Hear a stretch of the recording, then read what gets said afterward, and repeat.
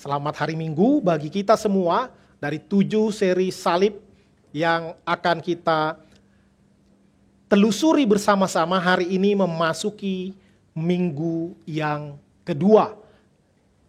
Subtemanya adalah Yesus ditampar. Ya, tema umumnya adalah 7 kehinaan salib Kristus. Baik, kita akan membaca satu bagian firman Tuhan yang terambil, perikopnya masih sama dengan minggu yang lalu, tetapi ini ayat yang berikutnya. Yohanes pasal 18 ayat 19 sampai ayat 27. Bapak Ibu Saudara-saudari bisa mengikuti yang telah tersedia di layar atau membaca di gadgetnya masing-masing. Saya akan membacakan bagi kita sekalian. Demikian sabda firman Tuhan. Maka mulailah imam besar menanya Yesus tentang murid-muridnya dan tentang ajarannya.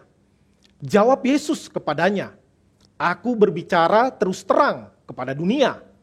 Aku selalu mengajar di rumah-rumah ibadat dan di bait Allah, tempat di mana semua orang Yahudi berkumpul. Aku tidak pernah berbicara sembunyi-sembunyi. Mengapakah engkau menanyai aku? Tanyailah mereka yang telah mendengar apa yang kukatakan kepada mereka. Sungguh mereka tahu apa yang telah kukatakan."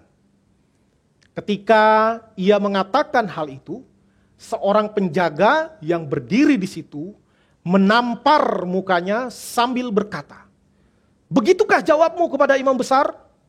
Ayat 23, jawab Yesus kepadanya, "Jikalau kataku itu salah, tunjukkanlah salahnya.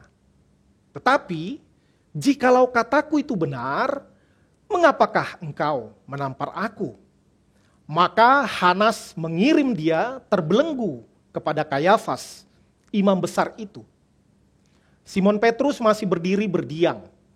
Kata orang-orang di situ kepadanya, "Bukankah engkau juga seorang muridnya?" Ia menyangkalnya, katanya, "Bukan."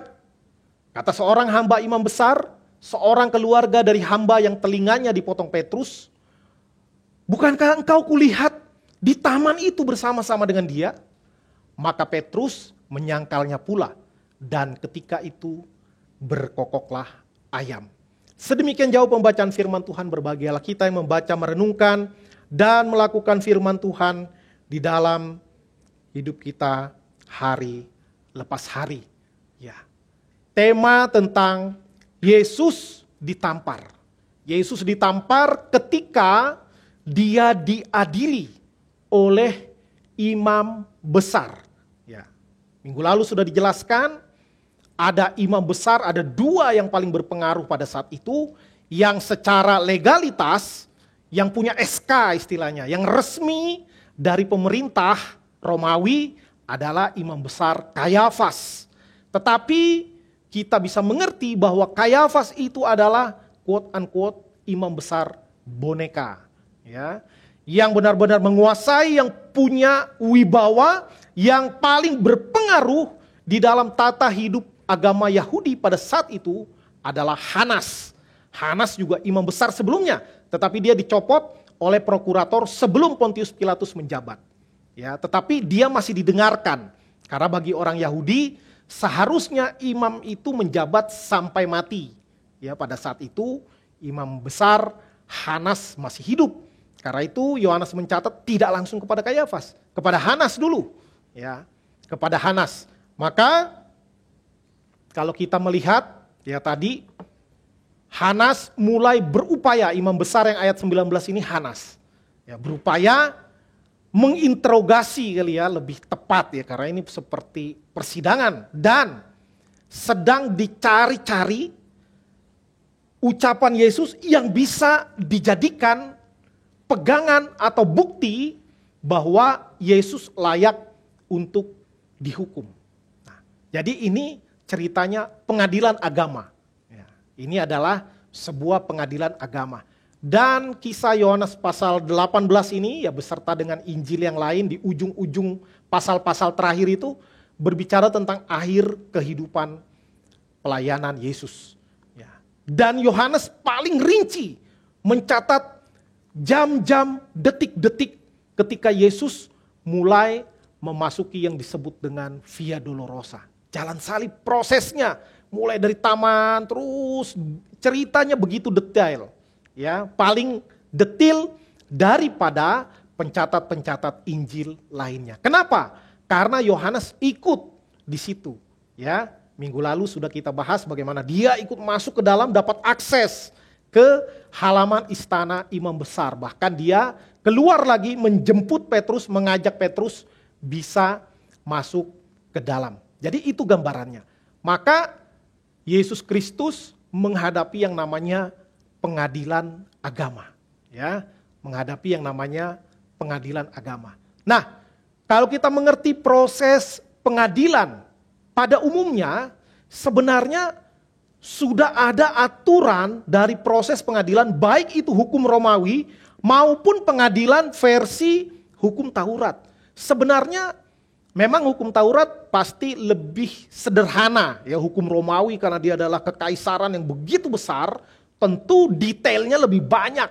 Ya kalau kita bilang sekarang ada KUHP-nya, Kitab Undang-Undang Hukum Pidana misalnya, ya dia pasti lebih detail. Tetapi prinsip-prinsip utamanya di Taurat juga ada, ya di Kitab Ulangan. Jadi dicatat semuanya bahwa misalnya bahwa ada seseorang yang dituduh melakukan suatu kejahatan, maka harus ada saksi, ya harus ada saksi yang menyatakan bahwa orang itu bersalah, ya. Nah, kalau ada orang saksi itu adalah saksi palsu, orang saksi palsu itu akan dihukum. Ya, itu tercatat di Taurat. Apa yang diharapkan ditimpakan kepada orang yang dia fitnah, istilahnya dia menjadi saksi palsu supaya orang dihukum, maka apa yang akan menjadi hukuman bagi orang itu ditimpakan kepadanya. Ya, maka kalau saya mengarang cerita agar seseorang misalnya dihukum berat seumur hidup, saya mengarang cerita, ya, maka ketika ditemukan bahwa saya mengarang cerita, harusnya dia yang hukuman seumur hidup, saksi palsu itulah yang kena hukuman seumur hidup. Nah, kalau kita membaca seluruh bagian ini dan bahkan semua bagian kitab Injil, kita akan dengan mudah menemukan proses pengadilan yang paling tidak adil sepanjang sejarah. Ya, sepanjang sejarah. Saya yakin ini belum pernah terjadi sebelumnya dan tidak akan pernah terjadi lagi setelahnya.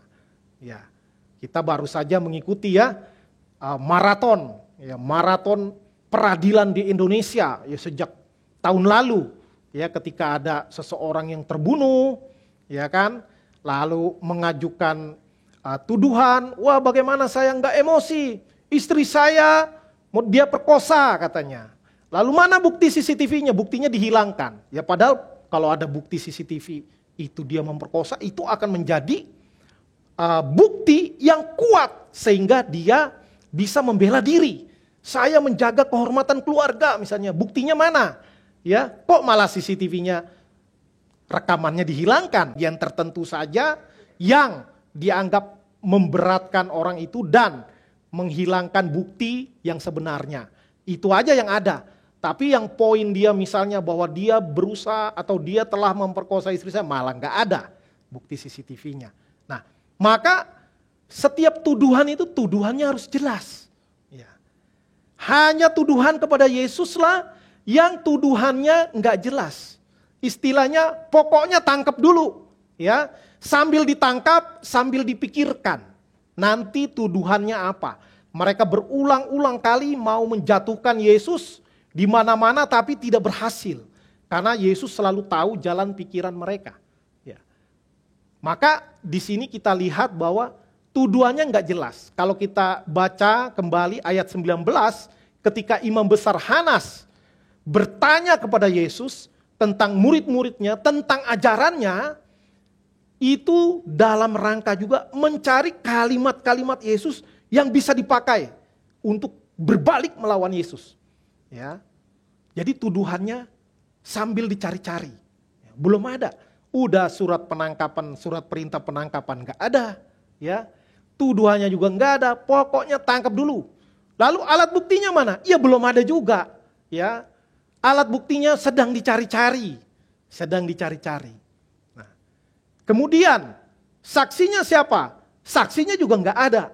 Ya, makanya mereka kebingungan mencari-cari alasan yang bisa menjatuhkan hukuman paling berat kepada Yesus.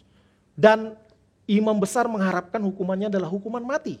Ya, sudah dijelaskan juga ya minggu yang lalu bagaimana ada kepentingan ekonomi yang begitu besar yang melibatkan imam besar dan kroni-kroninya. Ya, imam besar ganti-ganti itu di putaran circle keluarga dia aja. Ya, karena jabatan imam bukan lagi sekadar jabatan rohani, tetapi telah berubah menjadi jabatan yang bersifat politis. Ketika kaum agamawan dalam tanda kutip bermain mata dengan penguasa, ya, wah maka hasilnya pasti jelek. Itulah praktik keagamaan yang terjadi pada zaman Yesus.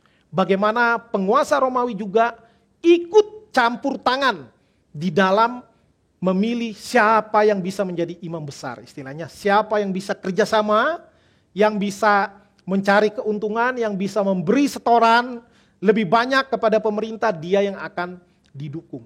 Maka bahaya sekali ketika institusi agama membuka diri untuk dicampuri oleh urusan politik. Begitu juga jika inisiatifnya dari negara atau pemegang kekuasaan politis yang berusaha ikut campur di dalam institusi agama, itu juga hasilnya bahaya. Ya, saya masih ingat samar-samar, dulu saya masih kecil, kebetulan saya juga berasal dari gereja suku tertentu, ya tentu sukunya sesuai dengan suku saya ya.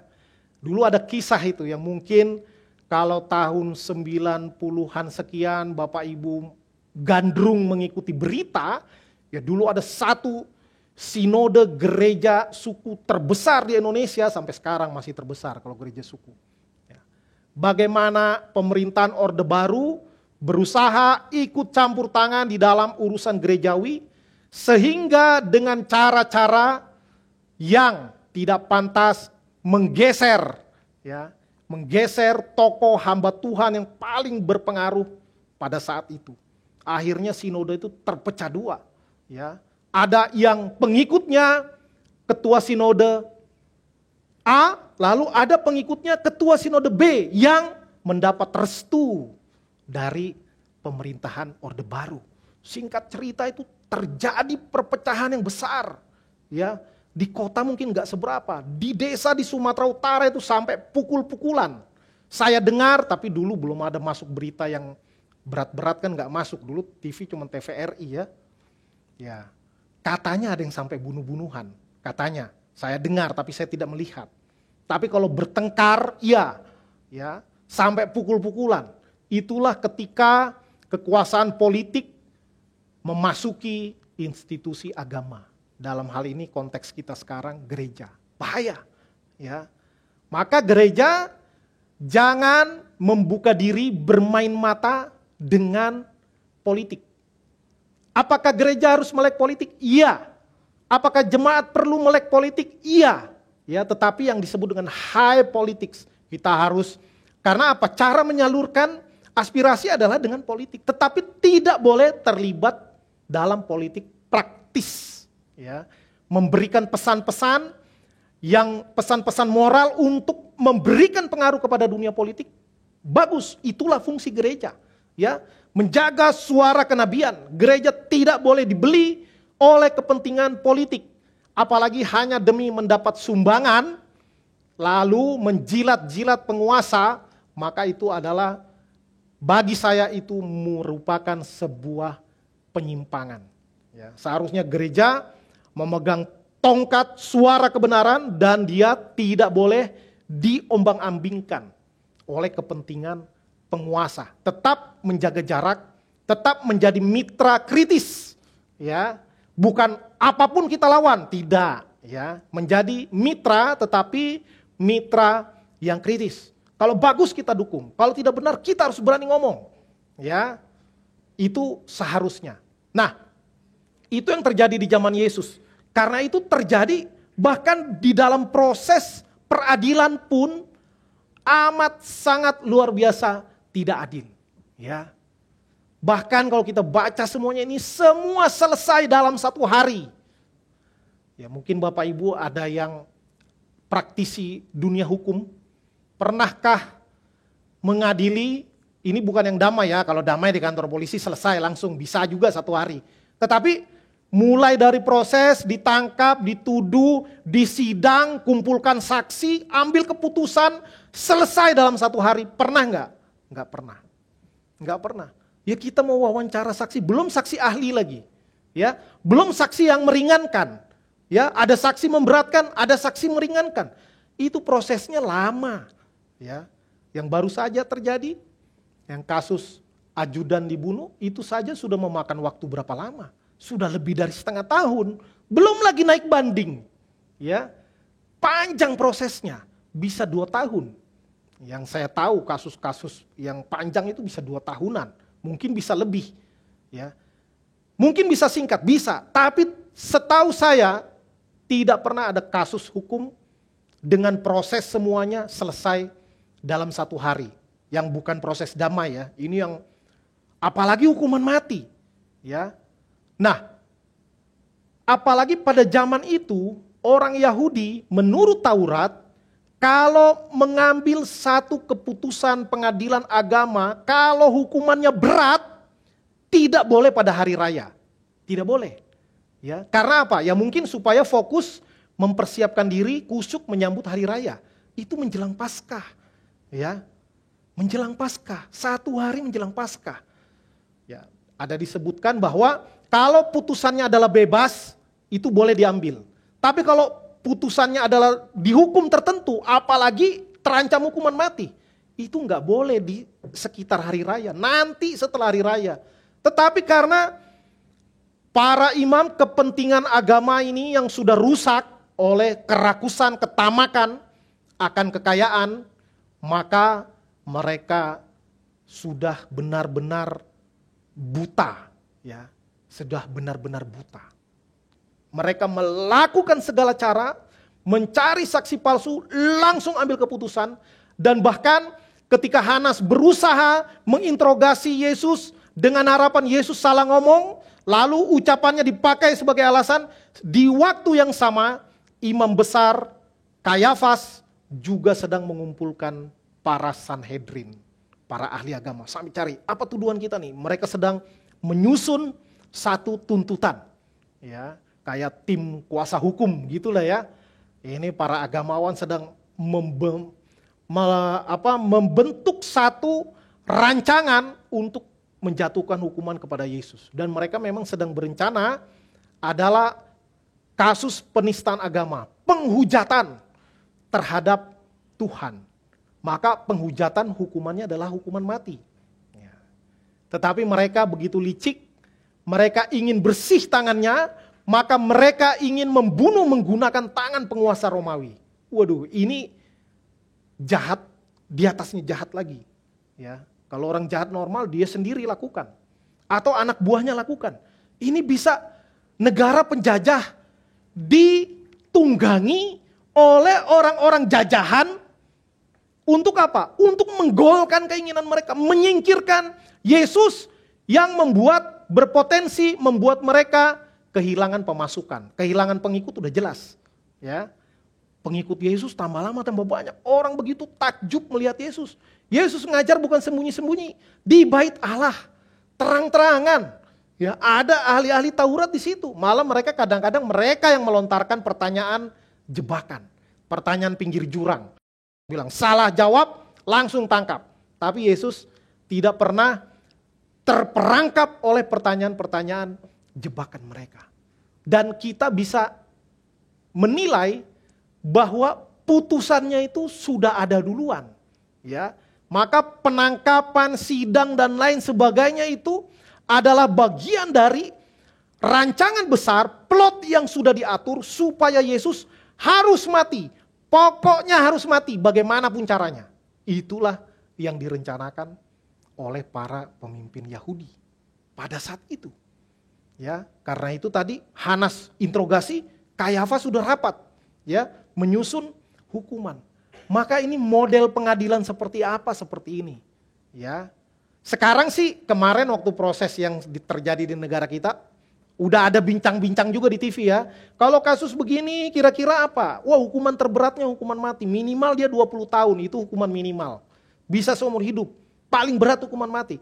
Itu karena sudah ada kitab undang-undang hukumnya sudah ada. Kalau kasus ini hukumannya ini, kalau kasus ini hukumannya ini. Ya.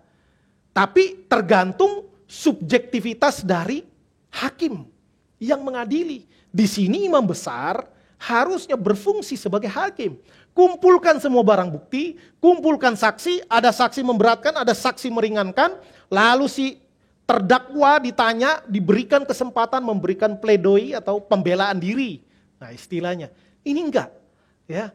Enggak ada pengacara. Pengacara dari LBH yang pro bono ya juga enggak ada, yang disediakan oleh pemerintah lah istilahnya, atau disediakan oleh lembaga hukum tertentu. Enggak ada. Ya, langsung diputuskan, langsung didesak, terakhir dibawa kepada Kayafas, terakhir dibawa kepada Pilatus. Langsung Pilatus bilang enggak ada kesalahan. Langsung mereka bilang salibkan dia. Ya, maka yang terjadi adalah bagaimana tekanan massa itu sangat besar pengaruhnya. Ya, di Indonesia sendiri pernah terjadi ya, di Jakarta berapa tahun lalu. Ya, atas desakan orang yang begitu banyak. Ya, akhirnya ya mungkin satu-satunya jalan ya udah ikutinlah apa yang mereka harapkan, tapi sesuai dengan undang-undang, cari pasalnya apa yang cocok, putuskan yang dalam tanda kutip bisa memuaskan atau minimal mengerem mereka supaya tidak terjadi kegaduhan. Kadang-kadang keputusan politik itu seperti itu. Pertimbangannya bukan soal benar dan salah, ya, tapi apa yang bisa menjaga ketenangan masyarakat biar nggak terjadi kerusuhan. Jauh sebelumnya di zaman Yesus sudah terjadi. Bagaimana terjadi penyimpangan yang luar biasa, ya, penyimpangan dalam dunia keagamaan, penyimpangan dalam dunia politik kekuasaan, apalagi kalau mereka berkoalisi, rusak. Seperti itulah yang terjadi. Mari kita lihat sekarang mulai dari ayat ke-19, bagaimana Hanas bertanya kepada Yesus tentang murid-muridnya dan tentang ajarannya. Di sini saya mengerti bahwa Hanas sedang berusaha mencari celah untuk menemukan hal atau kalimat dari Yesus yang bisa dijadikan tuduhan. Ya, yang bisa dijadikan tuduhan. Ya, tetapi kita tahu bagaimana di ayat 20 ya, Tuhan Yesus memberikan jawaban yang luar biasa. Ya. Dia tidak ngomong panjang lebar, tidak memberikan penjelasan karena dia tahu bahwa saatnya bahwa dia akan diserahkan, dia akan menderita, dan dia akan mati, dan dia akan bangkit pada hari ketiga, dia sudah tahu. Karena itu Yesus nggak perlu membela diri dalam rangka supaya dilepaskan, tidak minta pengacara. Ya, Yesus hanya bilang, saya setiap hari mengajar di rumah-rumah ibadat. Saya mengajar di sinagog-sinagog, di bait Allah saya mengajar. Yang mendengarkan saya itu banyak, ya. Tanyalah sama mereka. Ya. Tanya sama mereka. Ya. Tetapi memang di bagian-bagian tertentu di Alkitab, saya catat misalnya di Matius 13 ayat 10 sampai ayat 13, itu ada kalanya memang Yesus juga mengajar murid-muridnya secara tersendiri daripada yang public lecture, daripada yang seperti kuliah umum, memberikan pengajaran keagamaan di rumah-rumah ibadah. Ya, ada kalanya Yesus memang mengajar kelompok yang lebih kecil. Nah, ini disebut kelompok kecil. Ya, di gereja kita ada kelompok kecil. Ya, mendaftar kalau mau ikut. Ya, bagus sekali. Yesus ada kalanya Yesus mengajar khusus kelompok kecil itu diberikan istilahnya di drill lebih dalam lah pengajarannya. Makanya murid-murid juga tanya, kok guru ngajar mereka dengan perumpamaan-perumpamaan?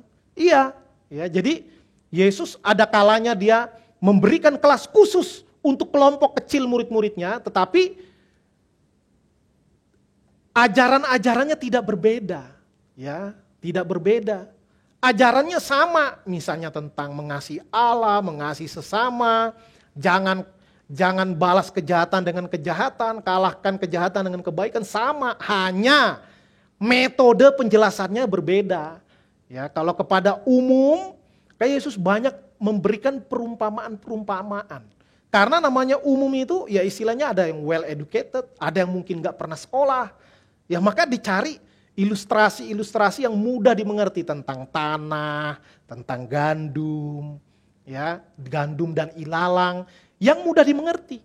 Tetapi kepada murid-murid ada kalanya Yesus memberikan penjelasan yang kadang mereka juga bingung, ya, nggak ngerti. Ya, karena murid-murid juga punya keterbatasan dalam pemahaman. Nah, maka kita jangan menganggap bahwa, loh katanya Yesus berbicara selalu di depan publik. Tapi ada ayat yang mengatakan Yesus juga suka mengajar murid-muridnya khusus, bukan yang umum di bait Allah. Jadi ini bukan dua hal yang bertentangan, tidak. Ya, jadi temanya yang diajarkan baik itu di ruang-ruang publik maupun di ruang-ruang khusus kepada murid-muridnya itu temanya sama. Hanya cara pembahasannya, pendalamannya yang beda. Ya, mungkin yang kepada umum lebih kepada yang basic, ya, yang dalam itu kepada murid-muridnya. Nah, seperti itu. Nah, lalu di ayat 21 dikatakan bahwa Yesus meminta imam besar untuk menanyai umat. Ya, tadi ya, tanya mereka. Karena ingat di pengadilan itu harus ada saksi. Ya, kalau cuman saya bilang saya tidak bersalah, buktinya apa? Ya, kalau nggak ada bukti, minimal saksi. Saksi mungkin bisa jadi alat bukti. Saya bukan ahli hukum, tetapi saya rasa saksi kalau benar-benar saksi yang benar, yang melihat, mendengar, mengetahui, di TKP ada istilahnya lah. Maka itu juga bisa jadi saksi. Ya, bisa jadi saksi, bisa jadi alat bukti kesaksiannya. Maka Yesus bilang, dia nggak perlu membela dirinya. Karena dia membela dirinya pun dia tahu, ini adalah sebuah dagelan politik, dagelan hukum. Ini cuman istilahnya basa-basi, dia tahu ini ujung-ujungnya salib.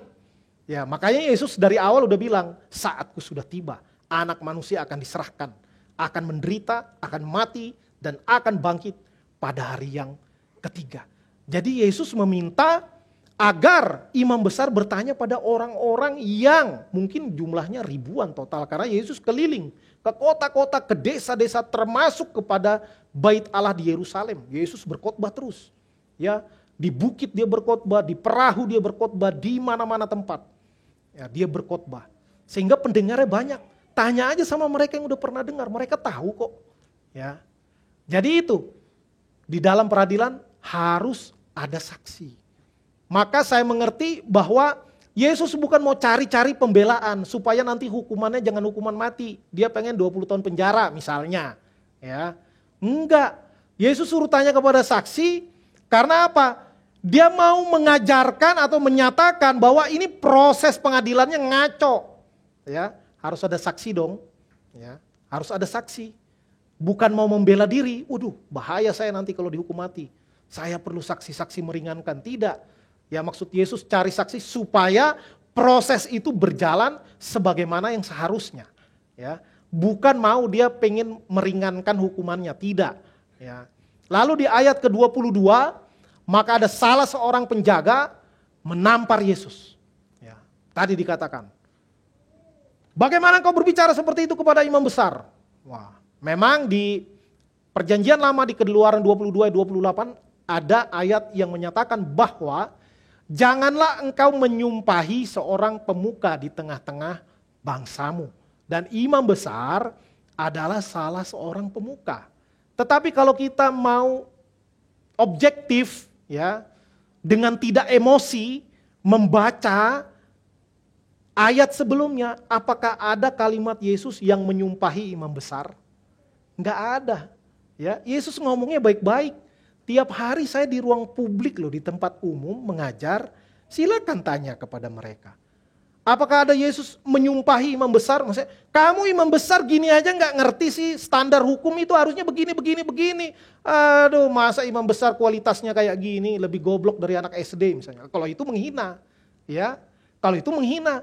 Tapi Yesus tidak mengeluarkan kalimat-kalimat yang merendahkan atau meruntuhkan wibawa dari imam besar. Tidak ada. Ya, hanya bilang silakan tanya kepada siapa saja. Nggak usah saya yang pilih, Anda yang pilih. Ada banyak dengar ajaran saya setiap hari, ya. Jadi seperti itu yang dijawab oleh Yesus. Maka ini sebenarnya tidak juga tepat. Bahwa misalnya penjaga atau pengawal bait Allah itu merasa pantas untuk menampar Yesus. Karena dia tidak menghormati imam besar. Kalimatnya nggak ada.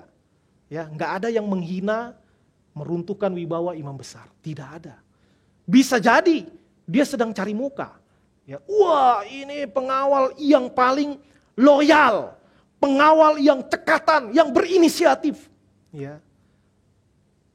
Bisa jadi dia sedang cari muka. Karena tidak ada ayat yang menyatakan bahwa Hanas menegur pengawal itu. Ya, kalau salah ditegur dong. Seperti Petrus yang menghunus pedang dan menetakkan memutuskan telinga salah seorang pengawal, Malkus, Yesus tegur, sarungkan pedangmu. Ya, kau pikir saya nggak bisa panggil 12 pasukan malaikat untuk membela? Ya, saya sudah harus meminum cawan murka Allah. Dia tahu, dia tegur kalau salah. Tetapi sikap imam besar Hanas yang tidak menegur perbuatan menampar dari pengawal kepada Yesus, itu menunjukkan persetujuannya. Ya. Kalau dalam hati dalam renungan saya mikir, yes, bagus. Ya. Dia gitu. Ya. Karena dia tidak menyatakan apa-apa, Hanas diam saja. Ya. Hanas diam saja. Itu menunjukkan bahwa sangat mungkin pengawal ini sedang cari muka supaya cepat promosi jabatan. Ya. Supaya cepat promosi jabatan. Ya. Tetapi kalau kita mau fair menilai bahwa dari awal buktinya nggak ada, lalu orang ngomong baik-baik, lalu tiba-tiba ditampar. Ya. Memang Yesus ditampar secara fisik. Tetapi sebenarnya pengawal itu sedang menampar proses hukum yang ada. Imam besar, Hanas, ahli-ahli Taurat, para Sanhedrin juga sedang menampar hukum Taurat, ya, karena SOP-nya tidak seperti itu. Harusnya diperlakukan dengan adil. Ya, maka mereka sebenarnya sedang menampar wajahnya sendiri, sedang menampar jabatannya sendiri, sedang menampar hukum Taurat, ya, dan secara tidak langsung menampar Tuhan juga. Ya, karena juga secara dari sisi kemanusiaan ini luar biasa bobrok yang dilakukan oleh imam besar. Ya. Lalu di ayat ke-23, Yesus bilang, kalau yang saya katakan salah, tunjukkanlah salahnya. Kalau yang saya katakan benar, mengapa engkau menampar aku? Ya. Kalau kita baca sekilas, atau kalau kita yang ngomong kalimat seperti itu, kemungkinan kita pasti karena kita udah mulai kesel, ya kan. Ya kalau kita salah, mungkin zaman dulu, zaman saya sekolah masih ada guru nempeleng murid, masih ada. Ya, saya sih belum pernah kena tempeleng, tapi kalau ditarik ini udah berapa kali ya, dari SD udah pernah, SMP juga pernah, SMA juga pernah. Ditendang guru juga saya pernah, kelas 1 SMA, ditendang, tapi karena badan saya makin besar, makin tinggi, akhirnya guru yang nendang saya tuh deket-deketin saya, apalagi pas saya mau lulus. Ya, karena hampir tiba waktunya pembalasan dendam. Ya. Jadi gurunya baik sekali sama saya. Saya masih ingat namanya, mukanya, pelajarannya masih ingat. Dia guru tata negara, ya, ketahuan anak IPS ya. Ya. Jadi seperti itu. Nah, maka itu Yesus mengucapkan itu, mengapa engkau menampar aku? Yesus bukan nggak terima. Istilahnya kalau bahasa sekarang, saya ini nggak salah, kamu nggak ada bukti, saya ditampar. Ini apa-apaan ini? Wah, bukan gitu ya. Yesus bukan marah ditampar. Karena kalau kita baca pasal berikutnya nanti ketemu Pilatus, Yesus juga ditampar lagi. Dan ketika di Pilatus, Yesus nggak ngomong apa-apa, ditampar. Nanti kena mahkota, diuri, diolok. Nanti kita bahas minggu-minggu berikutnya. Itu nggak komen. Komennya cuma di sini. Maka kita bisa mengerti bahwa Yesus bukan marah. Dia, saya nggak salah apa-apa kok ditampar. Mama saya aja, papa saya aja nggak pernah nampar saya loh. Ya, yang ada disayang-sayang gini. Ya. Enggak, Yesus bukan marah. Ya. Dan itu pasti menampar dengan emosi. Bukan seperti zaman sekarang ini orang unik-unik ya. Orang menampar ini ada jadi olahraga sekarang. Malah jadi kejuaraan. Ada slap championship.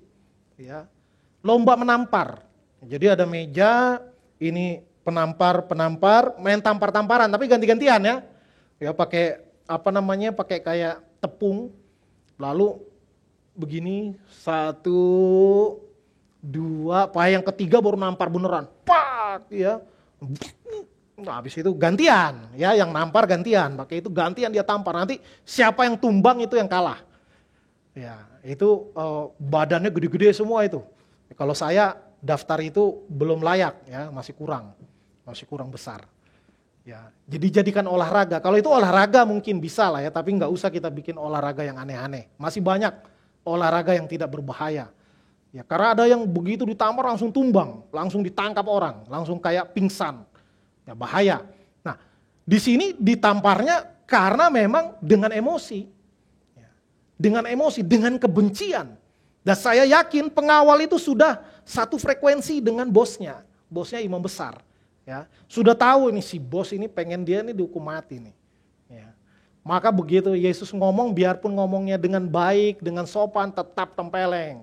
Ya, tempeleng, ditampar. Seperti itu. Maka sebenarnya kalau kita mungkin dia anggap Yesus nggak sopan. Tetapi Yesus memang nggak perlu memberikan bukti banyak-banyak. Ya, nggak perlu memberikan bukti ini itu. Satu, karena dia tahu bahwa ini memang dia akan ujung-ujungnya, tadi saya udah bilang ini hanya dagelan saja, ya hanya lucu-lucuan, ini pengadilan ujung-ujungnya tetap kesalib. Ya.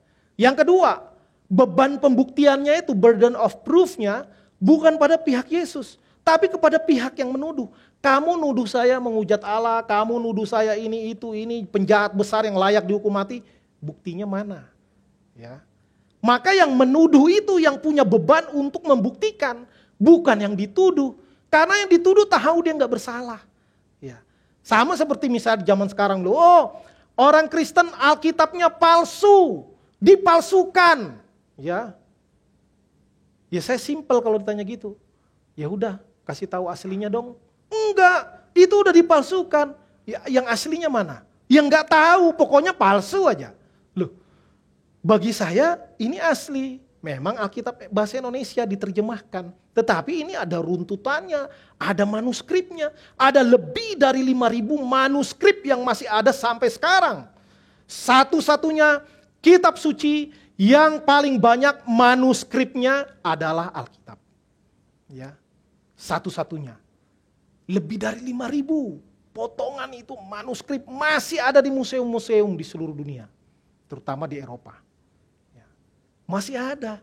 Lalu orang dengan enak bilang palsu. Ya, lah aslinya mana bos? Yang harus membuktikan bukan yang dituduh, yang menuduh yang harus membuktikan. Ya, begitu. Nah, dalam case ini yang harus membuktikan itu yang menuduh. Ya, imam besar yang harus membuktikan, bukan Yesus. Maka Yesus ditanya-tanya mah nggak usah capek-capek ngomong, tanya aja sama orang pada dengar saya kok. Saya juga pernah dalam quote unquote mirip-mirip jawab seperti ini. Ketika saya dulu pelayanan di satu daerah, saya pelayanan misi dalam lembaga sosial NGO, ya LSM lah kalau kita di Indonesia. Ya, saya ketika mendapat tuduhan kristenisasi, jawaban saya santai dengan polisi. Saya bilang, Pak, saya mengajar Pak di SD itu. Bapak mau tahu apa yang saya ajarkan, datang aja tiap hari saya di situ Pak. Jadi saya nggak usah ngomong, oh ini itu, nggak usah ribet-ribet. Murid saya banyak, ya di SD itu murid saya kenal saya semua. Orang kampung ini juga kenal saya. Kalau Bapak mau tahu apa yang saya ajarkan kepada siswa, datanglah ke SD kami. Nggak pernah datang sih, ya cuma nakut-nakutin doang, mengintimidasi, menginterogasi, habis itu berusaha minta proyek. Ya. Minta proyek, bikin kapal ada proyek lagi bagi-bagilah bos. Ya, itu setelah 6 kali interogasi. Ya. Akhirnya intimidasi nggak laku, maka dengan mau bekerja sama. Ya, bekerja sama. Ujung-ujungnya apa? Ujung-ujungnya proyek, ya, ujung-ujungnya duit. Nah, itu manusia seperti itu. Maka saya nggak banyak ngomong, yang harus membuktikan Anda. Anda menuduh saya, silakan buktikan. Saya sih nggak panik. Tenang aja, karena saya tahu apa yang saya ucapkan, saya hati-hati, nggak sembarangan. Ketika saya mengajar matematika yang saya ajarkan. Ya. Ketika saya mengajar olahraga, olahraga yang saya ajarkan. Ya. Jadi seperti itu. Yang harus membuktikan adalah yang menuduh, bukan yang dituduh. Ya. Dan karena nggak ketemu buktinya, akhirnya Hanas mengirim Yesus dengan terbelenggu kepada Kayafas. Sementara Kayafas sudah siap, dia sudah rapat duluan. Ya, dia sudah rapat dengan para Sanhedrin. Intinya adalah mereka akan melakukan tuduhan penghujatan kepada Allah. Ya, dan itu di dalam hukum Yahudi, hukumnya adalah mati. Ya, hukumnya adalah mati. Tetapi di dalam diskusi mereka tahu bahwa orang Romawi ini kan bukan beragama Yahudi. Mereka tidak ada urusan sama agama Yahudi dan jarang sekali disetujui hukuman mati dilakukan oleh pemerintah Romawi dengan alasan tuduhan agama Yahudi. Ya, jarang. Pasti dianggap itu kan urusan internal kalian. Selesaikanlah di antara kalian. Ya. Maka cerdik mereka, nanti kita akan bahas terus. Akhirnya biar Romawi terdesak menjatuhkan hukuman mati, pasalnya adalah makar. Ya. Pasalnya adalah makar. Dia bilang dirinya raja. Ya. Loh, bukankah dia raja orang Yahudi? Kami nggak punya raja selain Kaisar. Wah, pinter banget ya.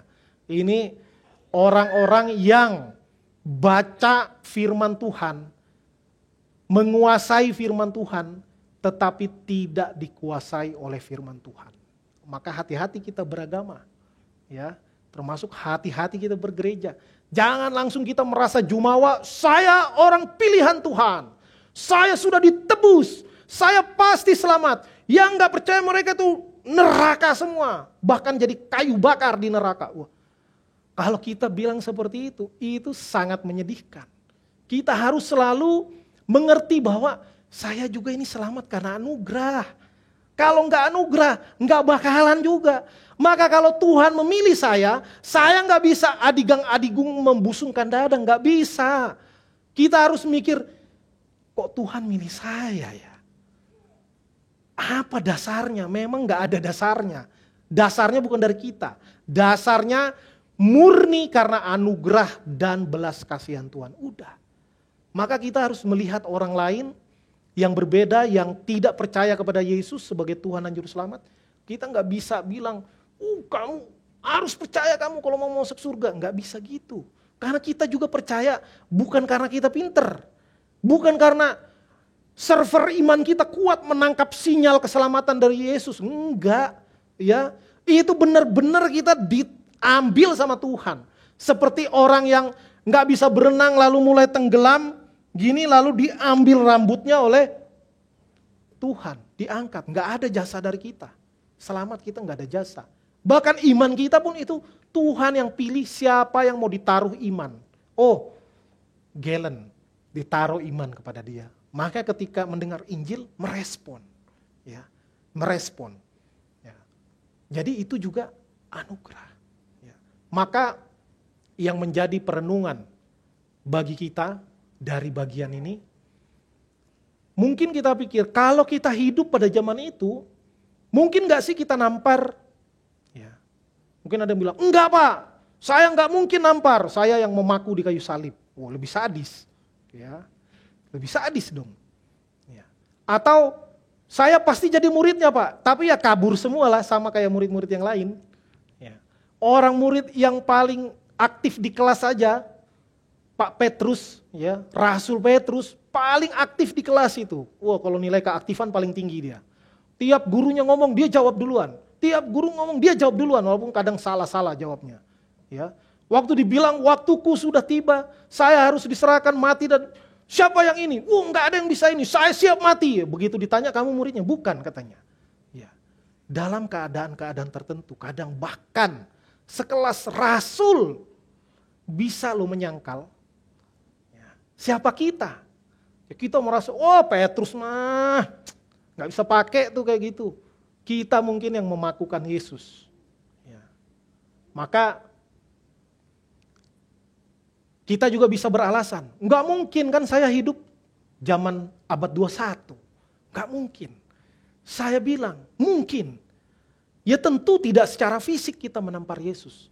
Tapi bagaimana kita dimungkinkan untuk menampar Yesus? Dengan cara tidak melakukan perintahnya dan tidak menjauhi larangannya. Ya. Kalau saudara-saudara agama lain bilang amar ma'ruf nahi mungkar. Ya. Melakukan perintahnya dan menjauhi larangannya. Ya. Dengan kita tidak menjadi orang Kristen yang taat kepada firman Tuhan, sebenarnya kita sedang menampar wajah Yesus. Dengan kita tidak menjalankan hukum kasih, ya, mengasihi Tuhan, mengasihi sesama, ya.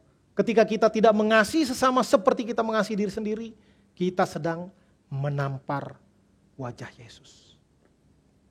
Ketika kita tidak memperlakukan bawahan kita dengan pantas, ya, mungkin karena kita merasa atasan, lalu kita maki-maki orang, ngomong suka-suka hati, memuaskan emosi kita, udah semua keluar kata-kata, baru kita lega. Lega saya. Wah, kita sebenarnya sedang menampar Tuhan. Dengan cara kita tidak bekerja dengan yang seharusnya. Ya, ada kadang orang Indonesia kan dulu, ini dulu ya, kalau sekarang mungkin lebih baik ya. Dulu tuh ada 7 ngo yang dilakukan oleh level karyawan. 7 ngo. Ya. Datang ke kantor, ngopi dulu. Ngo yang pertama, ngopi. Ya. Habis ngopi, ngoran. Ya, baca koran. Sekarang udah gak baca koran kan. Habis santai-santai, goyang-goyang kaki. Ya kan. Habis itu ngobrol. Iya ada ini. Ngobrol. Ya. Habis ngobrol, makan siang. Habis makan siang, ngorok. Ya, ngorok tidur. Nah, habis itu ngobjek, ya, cari sampingan, ya. Padahal jam kerja, harusnya dia sedang bekerja, tapi ngobjek, itu bahasa nyari sampingan lain, biar income lebih tinggi. Ya. Ini saya sedang melakukan PI Pak Pendeta. PI kamu ya? Pekabaran Injil? Bukan, penimbunan income, ya. Penambahan income. Ya. Wah, itu juga kita sedang menampar muka dari Yesus Kristus. Ya. Maka melalui firman Tuhan ini, mari kita merenungkan. Ya. Kalau Yesus rela melakukan semuanya itu, menggantikan kita yang seharusnya mengalami itu, ya, kalau kita ditampar aja nggak terima. Ya. Makanya waktu saya SD itu ada lagu saya kadang saya dengar, saya lupa mama saya kayak nyetel atau mamanya tetangga, itu ada lagu gini kira-kira lagunya, mudah-mudahan saya masih ingat. Inilah tanda merah di pipi, bekas gambar tanganmu. Wah, penatua senyum, mungkin punya kasetnya dulu ya. Dapatkan kaset dan CD-nya katanya, di toko-toko musik terdekat di kota Anda, katanya gitu ya. Itu ada lagunya, bekas gambar tanganmu. Itu maksudnya bukan digambar tangan di sini ya. Maksudnya bekas kena tampar. Itu KDRT. Penyanyinya namanya Betharia Sonata. Yang gak kenal pasti milenial. Ya. Atau dengar lagu-lagu lain. Rolling Stone dan yang lain-lain. Ya. Kalau saya kan mendengar lagu-lagu lokal. Betharia Sonata. Ya, dan lain sebagainya. Gak terima. Ya, ini tanda gambar tanganmu. Terakhir apa dia bilang? Pulangkan saja aku pada ibuku atau ayahku. Jangan angkat pujian ini bersama-sama ya. Ini bukan pujian, ini lagu. Intinya bukan lagunya. Siapa yang terima ditampar? Iya kan? Itu KDRT, kekerasan dalam rumah tangga. Tetapi ketika Yesus tanya, kenapa engkau menampar aku? Juga bukan karena marah. Mau menunjukkan cara kalian ini salah. Proses pengadilan ini salah, ya, bukan mau membela diri, ya, dia hanya mau menunjukkan saya tidak ada salah, kamu salah, tapi lakukanlah yang menurutmu baik, itu. Ya. Maka mari kita periksa diri kita, kalau masih ada hal-hal yang mungkin kita lakukan, itu sebenarnya yang bertentangan dengan perintah Tuhan. Itu sebenarnya kita sedang menampar wajah Yesus. Ya. Jangan sampai kita tampar terus. Waduh, ditempeleng asal-asalan. Masa kita tega sih menampar wajah Yesus? Ya. Lah kalau kita lakukan terus itu berulang-ulang, ya sama kita namanya tempeleng asal-asalan, bolak-balik, pak pak pak pak pak pak pak pak pak pak pak. Waduh, tega bener. Ya. Maka kalau kita tergiur untuk berbuat dosa, apalagi dosa besar, nggak ada dosa besar, dosa kecil. Maksudnya dosa yang dampaknya itu besar. Ya. Bisa menggoncang rumah tangga, bisa menggoncang perusahaan, bisa menggoncang negara. Dampaknya kalau dosa ya dosa is dosa. Nggak ada dosa besar, dosa kecil. Ingat, kalau kita mau melakukan dosa, sedang nimbang-nimbang, aduh ini kesempatan baik. Ya, ini momentum, waduh momentum pula berbuat dosa. Jarang-jarang ada kesempatan ini. Ya. Mungkin saya bisa berleha-leha 7 turunan. Gitu. Ingat, kalau saya lakukan, saya nempeleng wajah Yesus, saya nabok Yesus. Tega gak sih saya? Ya. Sekali Tuhan Yesus yang nabok, waduh. Jangan dulu Tuhan yang nabok. Ya. Herodes ditampar malaikat, kelar hidupnya kalau kata anak muda. Kelar. Ya. Mati Herodes ditampar malaikat. Apalagi Tuhan. Ya coba. Nah, tapi jangan tanya juga, terus Tuhan namparnya kenceng ya? Pakai apa? Tangan kanan atau tangan kiri? Waduh jangan, gak usah diperjelas. Maksudnya jangan sampai Tuhan murka. Ya. Selama murka Tuhan masih ditahan, maka baiknya kita bertobat duluan. Maka biarlah di minggu-minggu khotbah seri salib ini kita kembali merenungkan, memeriksa hidup kita. Ya, ada yang bisa diperbaiki, ada yang bisa ditingkatkan. Hal-hal yang baik kita tingkatkan. Supaya kita jangan menjadi rombongan orang yang menampar Tuhan. Ya, jangan sampai. Apalagi yang mengkhianati Tuhan seperti Yudas. Waduh, amit-amit, jangan sampai istilahnya ya. Kiranya Tuhan menolong kita semua. Amin, mari kita berdoa.